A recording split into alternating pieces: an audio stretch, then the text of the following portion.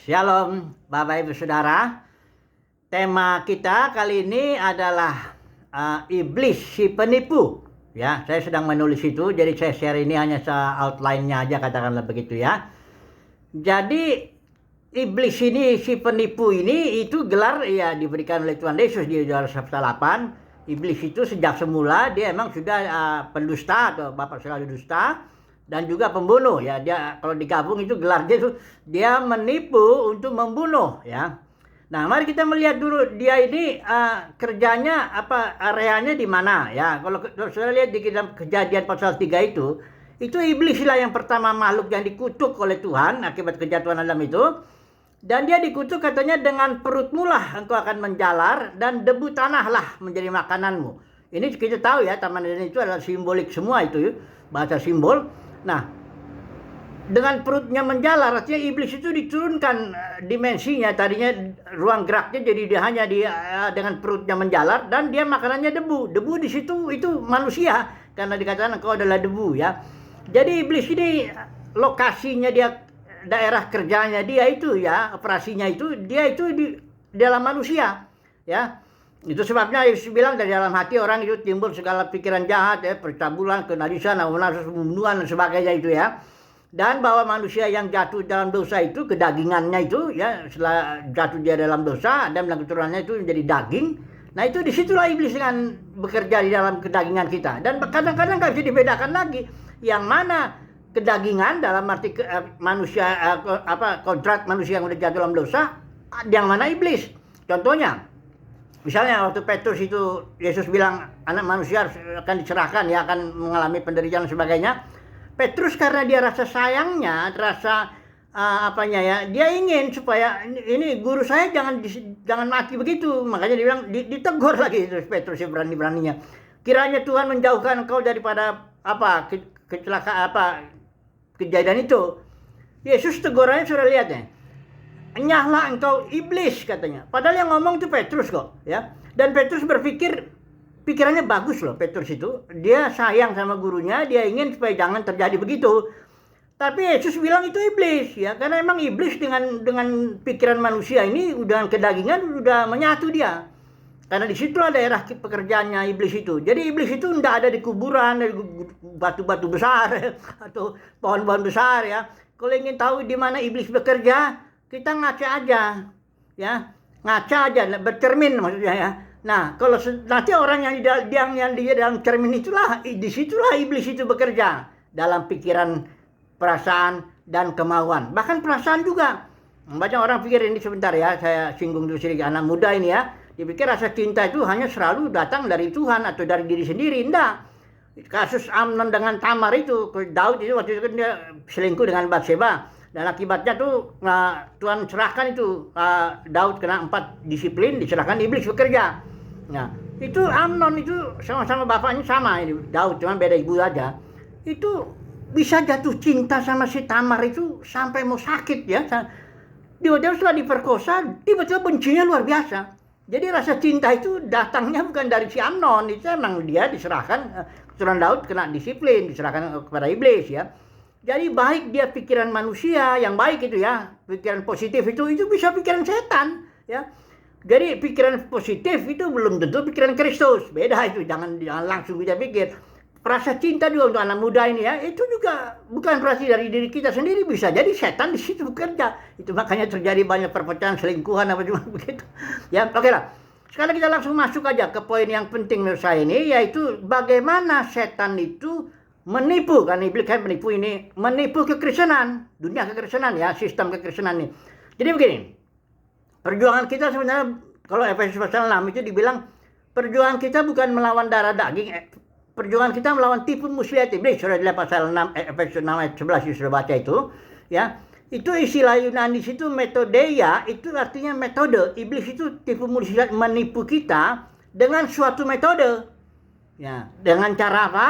Dengan cara membangun sistem. Nah, ini tulisan Yohanes itu banyak bicara tentang sistem atau kosmos itu ya. Jadi bagaimana caranya iblis membangun sistem? Nah, sudah lihat ini ya. Caranya iblis itu dia pertama dia menyerang serigala ganas, kisah pasal 20, dia menyerang dulu para pemimpinnya ya. Dia kalau gereja dia nggak diserang bawahannya. atasnya dulu, pemimpinnya. Dengan cara apa? Dia membuat para pemimpin ini meninggikan diri, merampas otoritas gereja, otoritas gereja itu Roh Kudus. Dia rampas, dia tarik buat kepada dirinya dengan ajaran palsu. Itulah makanya gereja itu pecah menjadi puluhan ribu denominasi. Kenapa? Karena para pemimpin agama Kristen itu meninggikan diri, narik murid kepada dirinya, ya, dan bangun kerajaan sendiri, kira-kira begitu ya. Itu caranya. Nah, sistem itu bisa dibangunnya itu dengan 3 ajaran palsu ini di pasal 3. Jezebel, Bileam, Nikolaus, ya. Nah, Jezebel itu suatu ajaran yang membenarkan bahwa merampas otoritas itu benar, kayak Jezebel itu dalam kasus kebunuhan Nabot merampas otoritas suaminya. Kalau Nikolaus sama, dia menaklukkan kaum awam, itu ajaran-ajaran penundukan diri lah, tudung rohani lah, macam-macam itu. Kemudian Bileam itu ajaran dagang. Makanya sistem kekristenan sekarang itu dagang itu ya. Pendeta itu menjual jasanya. Dagang itu bukan hanya jual barang itu ya, jual jasa juga, jasa firman Tuhan, jasa penggembalaan, jasa macam-macam dijual itu. Dan makanya gaji itu, dapat gaji dan sebagainya ya. Profesi itu dagang ya. Nah, tapi sudah dibenarkan oleh ajaran Bileam. Nah, sistem itu sudah saya menjelaskan dulu sistem itu apa sih sebenarnya. Gampangnya begini loh. Kalau sudah lihat di kamus, sistem itu group of atau kelompok daripada sesuatu yang beberapa kelompok itu bekerja bersama-sama dengan suatu aturan main tertentu. Kalau saya terapkan langsung dalam kekristenan lah ya. Atau beginilah, saya ngejelasin sistem itu dengan roda-roda lah. Saudara lihat ada 3 roda lah dulu ya. Ada 1 roda dengan diameternya tertentu, beda dengan roda yang lain diameternya lebih besar. Misalnya katakan ada lagi 1 roda yang lain diameternya sedang. Nanti roda-roda ini dihubungkan oleh tali, sehingga kalau roda ini satu diputar, nanti yang lain ikut berputar. Itulah dia sistem, ya. Nah, langsung kita masuk ke kekristenan ini ya. Dalam kekristenan itu iblis yang membangun sistem. Pertama, denominasi, pecahannya itu banyak itu kan, puluhan ribu itu denominasi. Itu satu roda kita bilang dengan diameter tertentu. Kemudian sekolah-sekolah teologi ya, yang harus orang kalau nggak sekolah itu ya dianggap nggak tahu Alkitab, nggak tahu firman Tuhan dan sebagainya. Ini satu sistem, satu roda maksud saya. Kemudian ada lagi satu ini sinode, ini juga roda ini ya. Nah, kalau satu roda ini diputar ya, maka semuanya itu ikut berputar karena ada satu aturan main tertentu. Aturan mainnya apa? Uang. Energi yang menggerakkan roda ini apa? Uang. Kenapa? Kalau saudara punya uang itu ya banyak, bisa bikin STT, bisa bikin sinode, bisa bikin denominasi, apapun bisa. Karena itu uang penggeraknya. Beda ya dengan gereja mula-mula ya. Gereja mula-mula itu bukan uang penggeraknya, itu Roh Kudus yang gerakan. Ketika Ananias Safira mau coba main-main dengan uang, mati dia di depan Petrus. Tidak bisa. Dan uang di gereja mula-mula dikumpulkan untuk orang janda-janda, orang-orang miskin, orang kekurangan ya. Kalau di dalam sistem kekristenan kan lain. Uang dikumpulkan untuk para pemimpinnya. Karena itu kan dia dibayar ya. Untuk dia bangun gedungnya, untuk dia bangun gereja, bangun bayar gajinya, pegawainya dan sebagainya. Jadi beda ya. Ya bagi orang yang bisa melihat sistem ya bisa melihat lah ya. Kalau enggak ya udah apa boleh buat ya kan. Nah oke lah, sekarang sebagai penutup lah, ini kan singkat aja nih. Jadi bagaimana caranya supaya kita terlepas dari tipuan dari iblis si penipu ini? Ingat ya, iblis menipu kekristenan dengan membangun sistem. Sekarang ini sistem kekristenan, dunia kekristenan di bawah penguasaan iblis. Kenapa? Karena penguasa kosmos itu setan ya. Nah, makanya kalau Yesus bilang orang Farisi Taurat pemimpin agama itu, engkau bapakmu iblis gitu.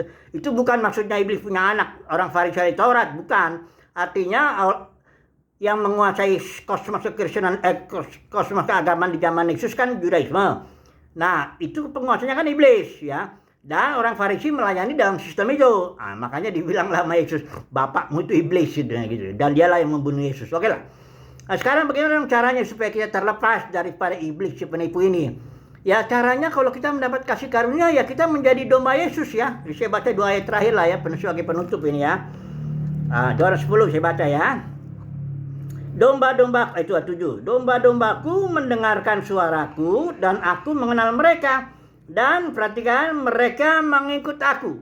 Jadi kalau saudara dan saya terpilih menjadi domba Yesus, ya kita nggak punya gembala si A, pendeta si B, kita nggak ngikutin dia. Kita juga nggak ngikutin aliran A, aliran B, denominasi A, denominasi A, nggak ada kita.